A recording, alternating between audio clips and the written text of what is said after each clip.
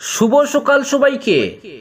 আজ 17 এপ্রিল বৃহস্পতিবার। আজকের সকালের বিশেষ বিশেষ খবর হলো ওয়াকফ বোর্ডে অমুসলিম সদস্য, সুপ্রিম কোর্টে ধর্মীয় স্বাধীনতা নিয়ে জোর বিতর্ক, টিকিটের জন্য 10 লক্ষ টাকা চেয়েছিলেন বিধায়ক খলিল, অভিযোগ ব্লক কংগ্রেস সভাপতির, বিজেপিকে সুবিধা দিতেই জোড়া টিকিট বললেন ফরিদা, টাকা নেওয়া কংগ্রেসীরা ভিক্ষুক বললেন আতাউর রহমান মাজার বুইয়া, নালা থেকে স্কুল ছাত্রের হাত পা বাঁধা মৃতদেহ উদ্ধার কামারবন্দে, নয়াদিল্লিকে বন্ধুত্বের বার্তা, চলতি বছরে 85,000 ভারতীয়কে ভিসা চীনের। এবং সর্বশেষ খবরটি হলো অপব্যবহার হলেও মহিলাদের সুরক্ষায় তৈরি আইন বদলে নেওয়া যাবে না বলল সুপ্রিম কোর্ট। এবারে শুনুন বিস্তারিত খবর। ওয়াকফ সংশোধনী আইন 2025-এর সাংবিধানিক বৈধতা নিয়ে সুপ্রিম কোর্টে চলমান শুনানিতে প্রধান বিচারপতি সঞ্জীব খান্না ওয়াকফ বোর্ডে অমুসলিম সদস্যদের অন্তর্ভুক্তির বিষয়ে সরকারের কাছে তীক্ষ্ণ প্রশ্ন তুলেছেন। তিনি সলিসিটর জেনারেল তুষার মেহতাকে জিজ্ঞাসা করেন, হিন্দু এন্ডাওমেন্ট বোর্ডে কি মুসলিম সদস্য নিয়োগ করা যায়? এই প্রশ্ন ধর্মীয় প্রতিষ্ঠানের স্বায়ত্তশাসন ও সংবিধানের 25 ও 26 অনুচ্ছেদের অধীনে ধর্মীয় স্বাধীনতার সীমা নিয়ে বিতর্ক উস্কে দিয়েছে। আবেদনকারীদের দাবি, অমুসলিম সদস্যদের অন্তর্ভুক্তি মুসলিম সম্প্রদায়ের ধর্মীয় অধিকারে হস্তক্ষেপ করতে পারে। বিচারপতি বিশ্বনাথন মসজিদের প্রাঙ্গণে অমুসলিম সদস্যদের প্রবেশের মতো ব্যবহারিক জটিলতার কথা উল্লেখ করেন। মেহতা যুক্তি দেন, এসব বিষয় দাতব্য কমিশনারের মাধ্যমে সমাধানযোগ্য। আদালত ওয়াকফ সম্পত্তির ডিনোটিফিকেশন স্থগিত করেছে এবং নির্দেশ দিয়েছে পদাধিকারী ব্যতীত সকল বোর্ড সদস্য অবশ্যই মুসলিম হতে হবে। বিশ্লেষকদের মতে এই মামলার রায় ভারতের ধর্মীয় প্রতিষ্ঠানের স্বাধীনতা ও সংখ্যালঘু অধিকারের ভারসাম্য নির্ধারণে ঐতিহাসিক হতে পারে। শুনানি আজ দুপুর 2টায় চলবে, যা ওয়াকফ বোর্ডের ভবিষ্যৎ কাঠামোর দিক নির্ধারণ করবে। পরবর্তী খবরটি হলো টিকিটের জন্য 10 লক্ষ টাকা চেয়েছিলেন বিধায়ক খলিল। জেলা পরিষদ টিকিটের জন্য 10 লক্ষ টাকা চেয়েছিলেন কাটিগড়ার বিধায়ক খলিল উদ্দিন মজুমদার। প্রকাশ্য সভায় এমন বিস্ফোরক অভিযোগ উত্থাপন করলেন কাটিগড়ার ব্লক কংগ্রেস সভাপতি হুসেন আহমেদ চৌধুরী। টিকিটের জন্য টাকা চাওয়া কংগ্রেস নেতাদের ভিখারি বলে আখ্যায়িত করলেন প্রাক্তন বিধায়ক আতাউর রহমান মাজার বুইয়া। পঞ্চায়েতের টিকিট ইস্যুতে এভাবেই একের পর এক তির্যক মন্তব্য শোনা গেল মঙ্গলবার। বিজেপিকে ওয়াক ওভার দিতেই ভুবনেশ্বর নগর শ্রীকোনা জেলা পরিষদে জোড়া মনোনয়ন, অভিযোগ ফরিদার। পঞ্চায়েত নির্বাচনের টিকিট প্রদানকে কেন্দ্র করে রাজ্য জুড়ে কংগ্রেস রাজনীতিতে এখন কালবৈশাখীর ঝড় বইছে। একের পর এক অভিযোগে তপ্ত হচ্ছে প্রধান বিরোধী দল। কালবৈশাখীর এই রাজনৈতিক ঝড় থেকে রক্ষা পাচ্ছে না কাঁচাল কংগ্রেসও। একই আসনে দুজন প্রার্থীকে টিকিট প্রদান করে বিতর্ক উস্কে দিয়েছেন খুদ কাঁচাল কংগ্রেস নেতৃত্ব। আর এই ভুতুড়ে কাণ্ডকে কেন্দ্র করে এখন অভিযোগের পারদ ক্রমেই চড়ছে। কাটিগড়ার তারিণীপুরে এ নিয়ে নাগরিক সভা করেন এখানকার ব্লক কংগ্রেস সভাপতি হুসেন আহমেদ চৌধুরী। উপস্থিত ছিলেন প্রাক্তন বিধায়ক মৌলানা আতাউর রহমান মাজার বুইয়া সহ বহু বিশিষ্ট ব্যক্তি। আর এই সভায় নানা অভিযোগ উত্থাপন করে স্থানীয় বিধায়ককে টিকিট বন্টনে অনিয়মের জন্য কাঠগড়ায় তুলেন খুদ ব্লক কংগ্রেস সভাপতি। গোবিন্দপুর জিবির মন্ডল কংগ্রেস সহ সভাপতি আয়াতুল্লাহ আহমেদের পৌরোহিত্যে অনুষ্ঠিত নাগরিক সভায় বিধায়ক খলিল মজুমদারের বিরুদ্ধে সরাসরি অর্থ দাবি করার অভিযোগ উত্থাপন করেন ব্লক কংগ্রেস সভাপতি হুসেন। বলেন, নিজের ভাতৃবধূ নাজিমা বেগমের জন্য শালচাপড়া মোহনপুর জেলা পরিষদ কেন্দ্রের টিকিটের দাবিদার ছিলেন তিনি। আর এই টিকিট প্রদানকে কেন্দ্র করে যা ঘটল তা ছিল তার রাজনৈতিক জীবনের এক কালো অধ্যায়। তীরে এনে তরি ডুবিয়ে দেন বিধায়ক খলিল উদ্দিন মজুমদার। টিকিটের জন্য বিধায়ক খলিল উদ্দিন মজুমদার 10 লক্ষ টাকা দাবি করেছিলেন বলে অভিযোগ করেন তিনি। বলেন, মনোনয়ন জমা দেওয়ার শেষ লগ্নে বি ফর্ম নিয়ে যেতে তাকে ডেকে পাঠিয়েছিলেন বিধায়ক খলিল বাবু। তার হয়ে বিধায়কের কাছ থেকে বি ফর্ম নিতে গিয়েছিলেন ব্লক কংগ্রেসের সাধারণ সম্পাদক এনামুল হক লস্কর এবং আজিমুল। তাদের কাছে এই বি ফর্মের জন্য 10 লক্ষ টাকা দাবি করেছিলেন বিধায়ক খলিল।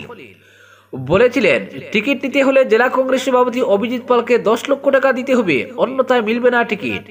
টাকার জন্য বিধায়কের রুদ্ররূপ দেখে এনামুল এবং আজিমুল 5 লক্ষ টাকা দিতে সম্মত হয়েছিলেন। কিন্তু তারপর যা ঘটল তা রীতিমতো রাজনৈতিক হত্যা ছাড়া আর কিছু নয়, বলেন হুসেন। তার স্পষ্ট অভিযোগ, আমাকে রাজনৈতিকভাবে হত্যা করেছেন বিধায়ক এবং জেলা কংগ্রেস সভাপতি। আমাকে ঝুলিয়ে রেখে মনোনয়ন দেওয়ার অন্তিম দিনে অন্তিম সময় বি ফর্ম দেওয়া হয়। পরে জানতে পারি এই জেলা পরিষদ কেন্দ্রে 2 জন টিকিট প্রত্যাশীকে দেওয়া হয়েছে বি ফর্ম। ফলে পঞ্চায়েত আইনে প্রথম জমা পড়া মনোনয়নই দলীয় মনোনয়ন হিসেবে গৃহীত হয় এবং দ্বিতীয় মনোনয়নের বি ফর্ম বাতিল হয়ে যায়। ফলে আমার ভাতৃবধূ নির্দল প্রার্থী হিসেবে থেকে যান, বলেন ব্লক কংগ্রেস সভাপতি। শুধু হুসেন নয়, প্রকাশ্য সভায় দাঁড়িয়ে হুসেন চৌধুরীর অভিযোগের সত্যতা বয়ান করেন এনামুল এবং আজিমুল। বিধায়ক যে তাদের কাছে 10 লক্ষ টাকা চেয়েছিলেন অকপটে জানান তারাও। বলেন বিধায়ক যে এত নির্লজ্জভাবে পঞ্চায়েতের টিকিটের জন্য টাকা চাইতে পারেন তা ভাবতেও ঘৃণা হচ্ছে। সভায় বক্তব্য রাখতে গিয়ে পঞ্চায়েত নির্বাচনে টিকিট কেনাবেচা নিয়ে জেলা কংগ্রেস নেতাদের তুলোধনা করেন প্রাক্তন বিধায়ক আতাউর রহমান মাজার ভুইয়া। বলেন যার ওঠে তা কিছু না কিছু ঘটে।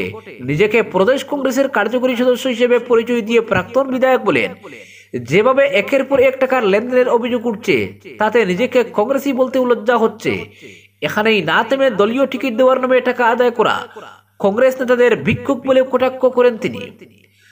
শালচাপড়া মোহনপুর জেলা পরিষদের মতো অনুরূপ ঘটনা সংঘটিত হয়েছিল ভুবনেশ্বরনগর শ্রীকোনা জেলা পরিষদ কেন্দ্রের টিকিট প্রদানকে কেন্দ্র করে।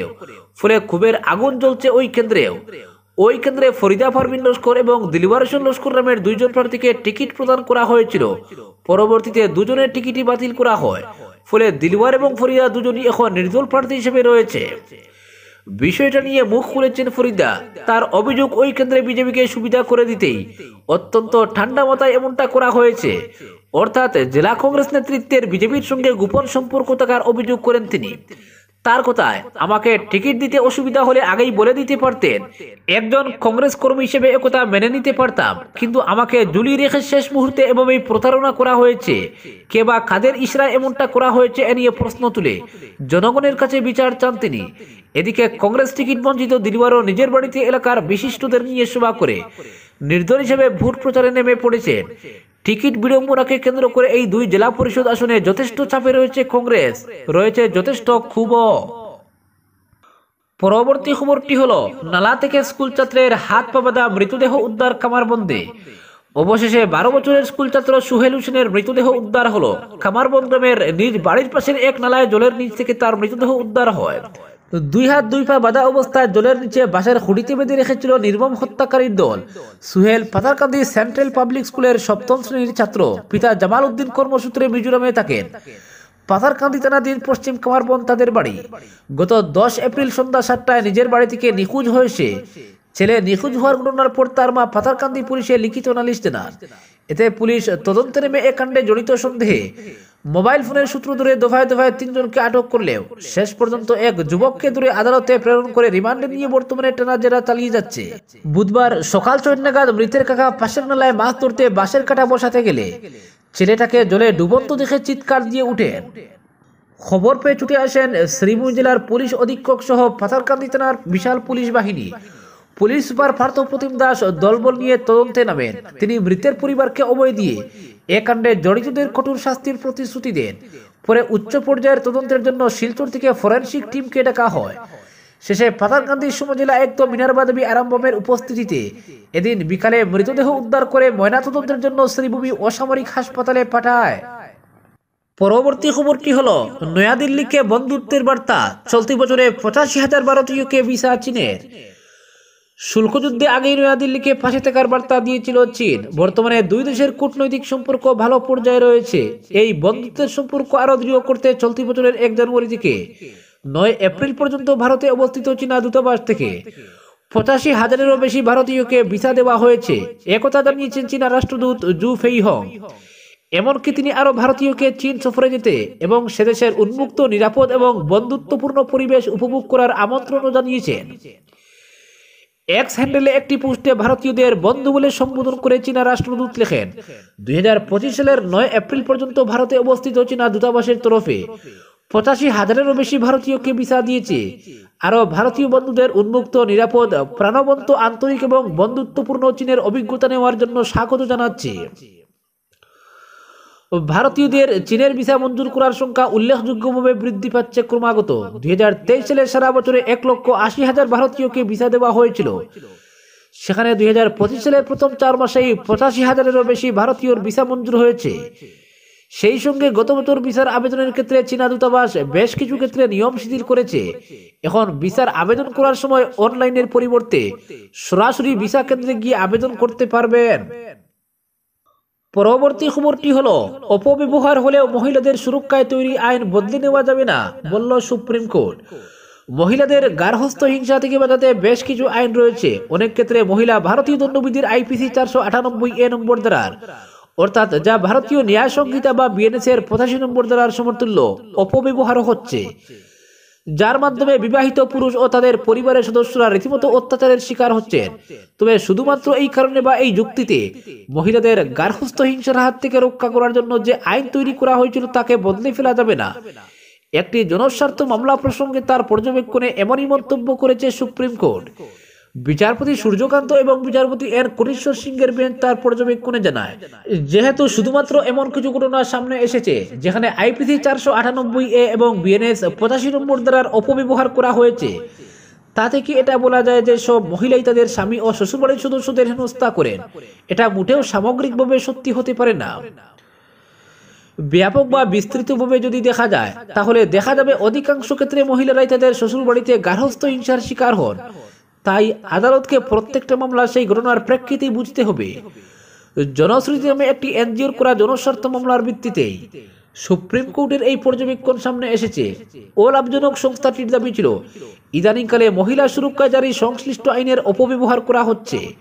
বিশেষ করে বধূ নির্যাতনের মিথ্যা মামলা রুজু করা হচ্ছে। বিবাহ বিচ্ছেদের ক্ষেত্রে স্বামীর কাছ থেকে অন্যায়ভাবে ও বিপুল পরিমাণের আর্থিক ক্ষতিপূরণ দাবি করা হচ্ছে, তা বন্ধ হওয়া দরকার। এক্ষেত্রে তাই শীর্ষ আদালতের হস্তক্ষেপ দাবি করা হয়েছিল ওই সংস্থার তরফে। তবে শীর্ষ আদালত সাফ বলে দিয়েছে, কয়েকটি ঘটনার জন্য কখনো সমস্ত মহিলাদের কাঠগড়ায় তুলে আইন বদলে দেওয়া সম্ভব নয়। তার মধ্যে আদালতের উচিত প্রতিটি মামলাকে স্বতন্ত্রভাবে বিশ্লেষণ ও বিচার করা। আজকের বিশেষ সংবাদ এখানেই সমাপ্ত।